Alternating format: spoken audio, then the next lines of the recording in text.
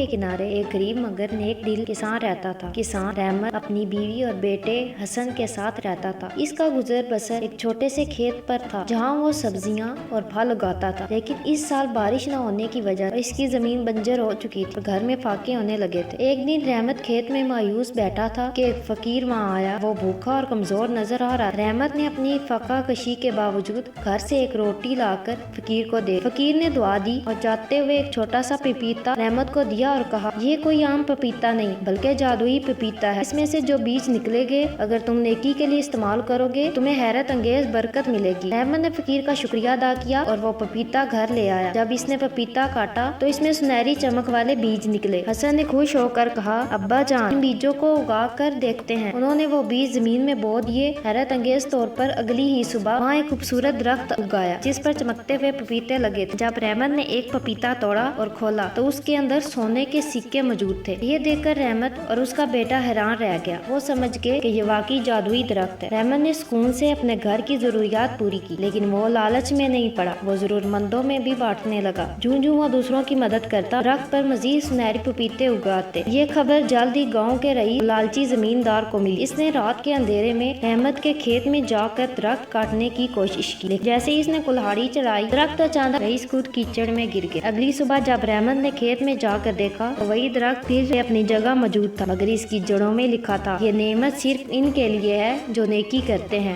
لالچ کرنے والوں کے لیے نہیں۔ رحمت نے اللہ کا شکر ادا کیا اور اپنی زندگی نیکی کے کاموں میں گزارنے لگا۔ اس کے گھر میں ہمیشہ برکت رہی اور حسن بھی بڑا ہو کر ایک نیک اور رحم دل انسان بنا۔ نتیجہ، نیکی کرنے والوں کو اللہ کی طرف سے ہمیشہ برکت ملتی ہے، جبکہ لالچ کرنے والے خالی ہاتھ رہ جاتے ہیں۔